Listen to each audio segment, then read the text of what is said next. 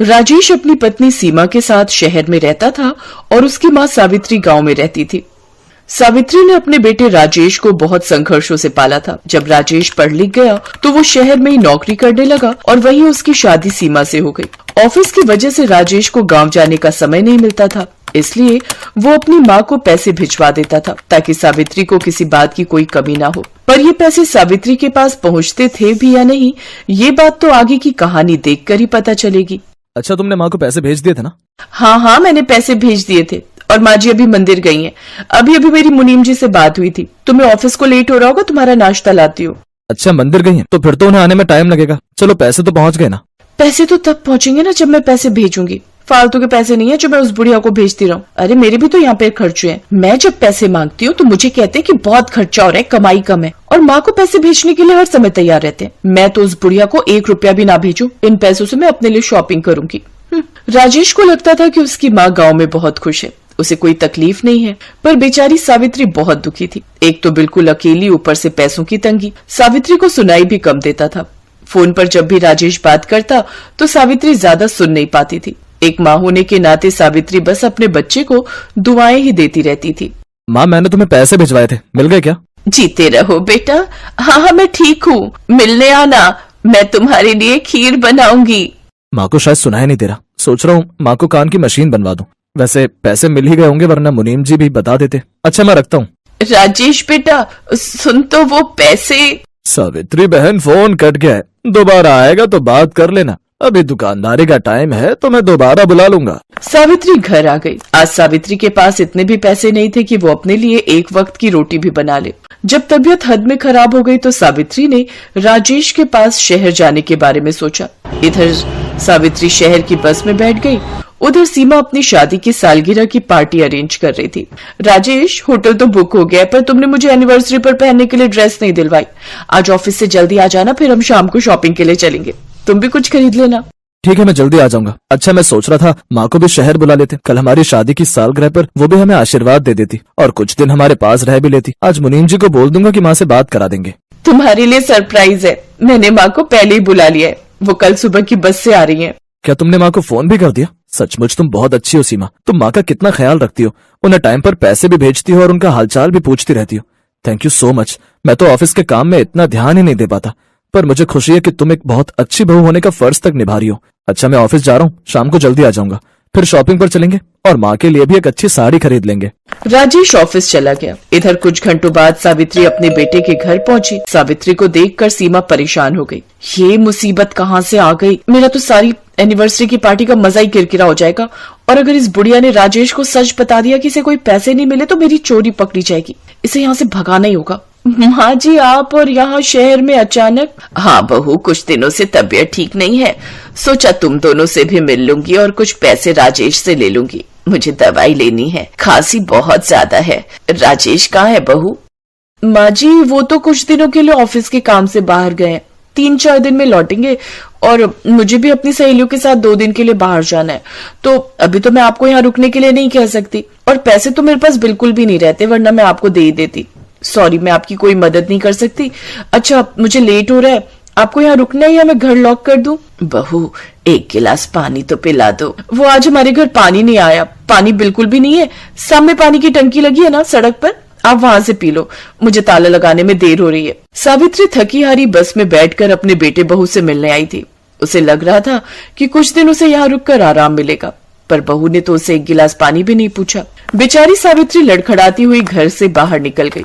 शुक्र है बला टली, बीमार बुढ़िया को आज यहाँ आना था। मेरी शादी की सालगिरह की पार्टी का मजा किरकिरा हो जाता अगर ये यहाँ रुकती। राजेश को फोन कर देती हूँ, फिर मैं शॉपिंग पर जाऊंगी। सीमा और राजेश शॉपिंग पर निकलते हैं। आगे तो बहुत जाम है, पता नहीं भीड़ क्यों लगी हुई है। किसी से पूछता हूँ, भैया सुनना जरा, ये आगे भीड़ क्यों लगी हुई है? कोई बूढ़ी अम्मा थी, भगवान को प्यारी हो गई है। लोग उनकी अंतिम यात्रा की तैयारी कर रहे हैं। लगता है इस दुनिया में अकेली हैं, कोई है नहीं उनका। सच में कितना दुख होता है ये सब देखकर।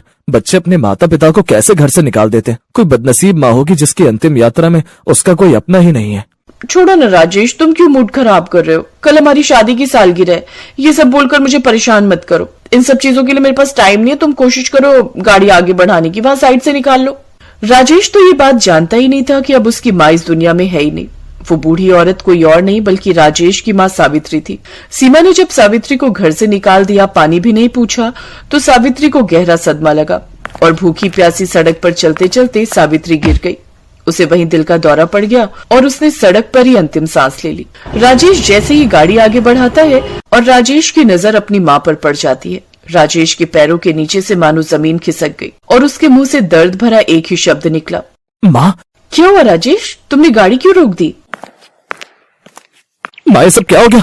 तुम मुझे छोड़कर क्यों चली गई माँ? बताओ तो, सड़क पर माँ मर गई और ये अमीर बेटा गाड़ी में से अब निकल रहा है। पहले तो धक्का देते हैं और बाद में नाटक करके रोते हैं। राजेश अपनी माँ की अंतिम यात्रा की तैयारी करता है। जिस माँ को बेटे के घर से बहू ने धक्के मारकर निकाल दिया था, आज उसी बेटे के घर से माँ की अंतिम यात्रा प्रारंभ हो रही थी। राजेश बेटा, मुझे कहना तो नहीं चाहिए, पर सावित्री बहन ने बहुत गरीबी में दिन काटे हैं। कई बार तो मैंने उन्हें उधार पैसे दिए हैं कि वो एक वक्त का चूल्हा जला ले। बेचारी सावित्री बहन बहुत गरीबी में रही है। पर सावित्री तो आज सुबह ही गांव से आ गई थी। वो तुम्हारे घर नहीं आई? सुबह घर में काम करने वाली नौकरानी रजनी की आंखों में भी आंसू थे। उसने अपनी नौकरी की परवाह न करते हुए सारी सच्चाई राजेश को बता दी कि आज सुबह जब वो काम पर आई तो उसने सब कुछ अपनी आंखों से देखा था। सीमा ने सावित्री के साथ बहुत बुरा बर्ताव किया था। राजेश की माँ सावित्री अब कभी न वापस लौटने की यात्रा पर निकल गई थी। पर राजेश सीमा पर बहुत गुस्सा होता है। वो जानता था कि सीमा की गलती माफी के लायक नहीं है, इसलिए वो सीमा से तलाक ले लेता है। राजेश को पता था कि कहीं न कहीं गलती उसकी भी थी। उसे खुद अपनी माँ का ख्याल रखना चाहिए था, पर उसने सीमा पर विश्वास किया और आज उसकी माँ उसकी गलती के कारण इस दुनिया को छोड़कर चली गई। सीमा के लिए इससे बड़ी सजा कोई हो ही नहीं सकती थी कि आज उसकी खुद की गलती की वजह से राजेश ने उसे अपने आप से दूर कर दिया। अनुराधा के पति का अचानक एक बीमारी से देहांत हो गया। 5 बेटियों की जिम्मेदारी अनुराधा पर आ गई। देख अनुराधा, अब हम तेरा और तेरी बेटियों का बोझ अब और नहीं उठा सकते। इन्हें ले और यहाँ से निकल जा। पर भाभी, मैं इन 5 को लेकर कहाँ जाऊंगी? मेरा कोई ठिकाना नहीं। माँ बापू भी गांव में चल बसे। इस घर से मेरी यादें जुड़ी हुई हैं। मैं इस घर में बहू बनकर आई थी। विनोद के जाने के बाद आप इतना क्यों बदल गई? बदलना पड़ा। हमारा दिमाग खराब नहीं है जो अपने पैरों पर खुद ही कुल्हाड़ी मार ले। अरे आने वाले समय में तेरी ये 5 बेटियां बड़ी होंगी तो तू तो इनकी शादी की जिम्मेदारी हमारे मत्थे मढ़ देगी। चल निकल यहाँ से। रहम करो भाभी, इतनी रात में मैं अपनी बच्चियों को लेकर कहाँ जाऊंगी? ये ऐसे नहीं मानेगी। तू आगे से हट, इसे मैं धक्का देता हूँ। अनुराधा के जेठ जेठानी बड़ी क्रूरता से उसे उसकी बेटियों के साथ सड़क पर धक्का दे देते हैं। अब मैं इतनी रात में इन 5 को लेकर कहाँ जाऊं? मेरी मदद करो प्रभु। अनुराधा अपनी 5 बेटियों का हाथ थामे रात के अंधेरे में सड़क पर चल रही थी। मम्मी, बहुत डर लग रहा है। अंधेरे में कुछ भी दिखाई नहीं दे रहा। चिंता मत करो, मैं तुम्हारे साथ हूँ ना, डरो नहीं। मम्मी, अब हम कहाँ जाएंगे? ताऊ जी ताई जी ने तो घर से निकाल दिया। मम्मी, बहुत प्यास लगी है, पानी पीना है। पूजा, तू इन चारों का ध्यान रख, हाथ पकड़ के रखना। मैं सामने नल से पानी भरकर लाती हूँ। अनुराधा अपनी बेटियों को सड़क के किनारे बिठाकर पानी लेने चली जाती है। तभी एक गुंडा अनुराधा के पास आता है और उसका हाथ पकड़ लेता है। क्या बात है, प्यास लगी है क्या? कहो तो हम बुझा दें। मेरा हाथ छोड़ो, मुझे छोड़ दो। ओए, जब वो कह रही है तो छोड़ क्यों नहीं देता? अबे तू इसका कौन है, जो बीच में टांग अड़ाने आ गया? मैं कोई भी हूँ, तुझे इससे क्या? लगता है तू ऐसे नहीं मानेगा। वो आदमी गुंडे को मारपीट कर वहाँ से भगा देता है। शुक्रिया भैया, आज आपने मेरी मदद की। इसमें शुक्रिया की कोई बात नहीं, ये तो मेरा फर्ज था बहन। अनुराधा अपनी बेटियों को लेकर जाने लगती है। तभी बहन, इतनी रात में तुम अकेली कहाँ जाओगी? यहीं पास में ही मेरी मौसी का घर है, रात वहाँ रुक जाना। बच्चियों के साथ अकेले रात में रहना खतरे से खाली नहीं।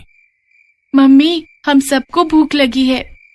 चलो आओ, मौसी के घर चलते हैं, वहाँ सब पेट भर कर खाना। शुक्रिया भैया। वो आदमी अनुराधा और उसकी बेटियों को अपनी मौसी के घर ले जाता है। अरे आओ आओ बेटी, कितनी प्यारी और मासूम बच्चियां हैं।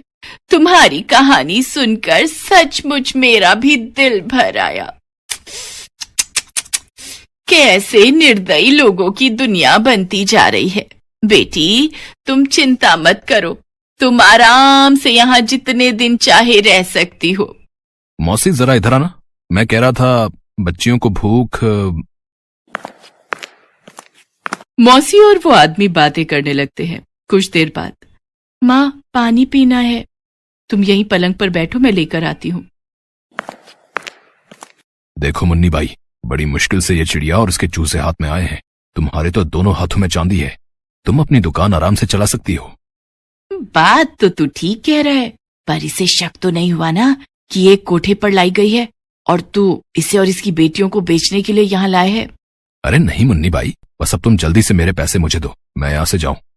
हाँ, ये आदमी मुझे यहाँ बेचने लाए है। नहीं, मुझे यहाँ से भागना होगा। मैं अपनी बेटियों के साथ कुछ गलत नहीं होने दूंगी। अनुराधा कमरे में जाती है। चलो बच्चों, हम यहाँ नहीं रुकेंगे, वो दरवाजा खुला है, एक एक करके तुम सब वहां से बाहर जाओ, आराम से, वो अंकल देख ना पाए। अनुराधा अपनी बेटियों के साथ चुपके से भागती है।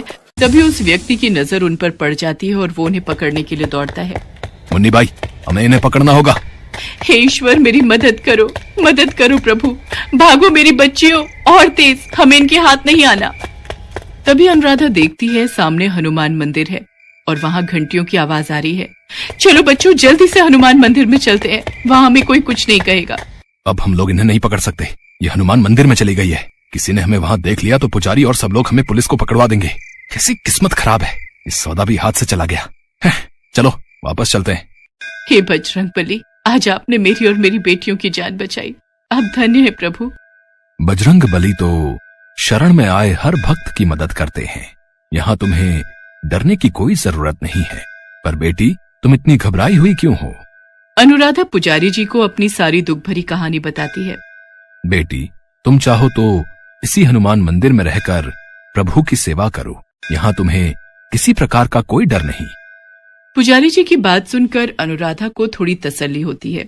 उस दिन से अनुराधा अपनी 5 बेटियों के साथ हनुमान मंदिर में ही रहने लगी। अनुराधा और उसकी 5 बेटियां हनुमान मंदिर की सेवा करती थी। वहां की साफ सफाई, देखभाल, ये सब अनुराधा ही संभालती थी। एक दिन अनुराधा ने पुजारी जी से कहा, पुजारी जी, मैं सोच रही थी मंदिर के बाहर ही फूल माला और पूजा की सामग्री बेचने का काम करके थोड़े पैसे कमा लूंगी, ताकि अपनी बेटियों को स्कूल में पढ़ा लिखा कर उनकी शादी कर सकूं। ये तो बहुत उत्तम विचार है अनुराधा बेटी, मैं कल ही फूल वाले और पूजा सामग्री वाले की दुकान पर तुम्हें ले चलूंगा। वो तुम्हें उधार पर फूल माला और सामग्री दे देंगे। जो भी कमाई होगी उसमें से तुम उनके पैसे चुकाकर बाकी की कमाई अपने पास रख लेना। ऐसे ही धीरे धीरे तुम्हारा काम शुरू हो जाएगा। पुजारी जी अनुराधा को फूल माला और पूजा की सामग्री दिलवा देते हैं। अनुराधा मंदिर के बाहर ही फूल माला और पूजा की सामग्री बेचने लगी। अनुराधा ने अपनी बेटियों को एक सरकारी स्कूल में डाल दिया। अब उसकी बेटियां पढ़ने जाने लगी थीं। अनुराधा को हनुमान मंदिर में रहते हुए 15 साल बीत गए। अनुराधा की मंदिर के बाहर ही फूल माला और पूजा सामग्री की 2 बड़ी दुकानें थीं। मंदिर के पुजारी जी का निधन हो चुका था। अपने जाने से पहले पुजारी जी मंदिर का सारा कार्यभार अनुराधा को सौंप गए थे। अब मंदिर का सारा कार्यभार अनुराधा ही संभालती थी। अनुराधा की 5 बेटियां बड़ी हो चुकी थीं। अनुराधा को शहर में बहुत से लोग जानते थे और उसके अच्छे व्यवहार से सभी परिचित थे। अनुराधा को अपनी 5 बेटियों की शादी के लिए कोई परेशानी नहीं हुई। हनुमान जी के आशीर्वाद से अनुराधा की 5 बेटियां आज अपने ससुराल में सुखी थीं। कहते हैं ना, जिसका कोई नहीं होता उसकी रक्षा करने वाले स्वयं भगवान होते हैं। Thanks for watching.